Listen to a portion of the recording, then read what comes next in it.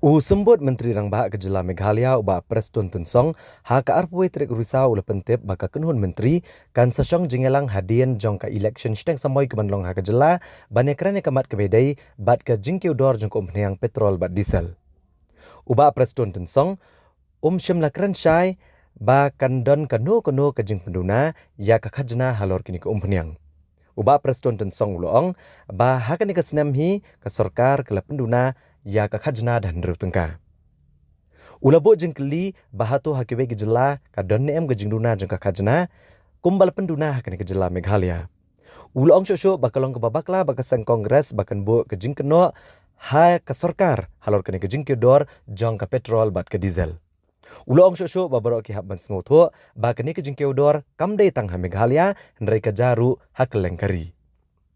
Ula pentip shosho ba Menteri Rang Bahak Kejelau Konrad Kongkal Sangma ule keren bat ke Menteri Pelatengka ke Sorkar Pedeng haka bedai begini kejing e. Ula ongru ba ketenat Sorkar Pedeng kadang wat kilat klenti haka bedai banu bengnya kene kejing e. Uba Preston Tensong ula ong shosho ba ke Sorkar ke persangkat kebala ban penduna ke dor jong kumnyang.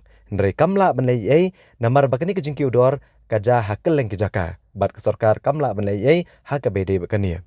Ule penpau ke jengkermen ba ha ubnai banwan ka kenhun menteri kan la bane kendo bane keren halor kene kejing e.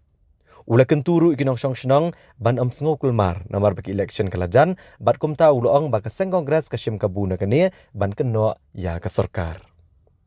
So therefore, if you talk about the diesel and then about the petrol, yes, we knew. I think last time we have already reduced our taxes up to almost 6 rupees per liter, and this one it still continue. 6 rupees per liter means this is not a joke as far as Meghalaya state is concerned. We have tried our best, we have done our best, but again, as I said to you, because this hike happens universally, so it is out of our control. But we are trying our best to make sure, and hopefully maybe next month we will again have a cabinet meeting. We'll have to sit down, we have to discuss, and then we have, in fact, our chief minister has already spoken even to union finance minister about the crisis. Even the finance ministry now, they are working out how to come out with this problem that we have. In fact, we are the only state, especially in Northeast, who has already cut the taxes up to 6 rupees.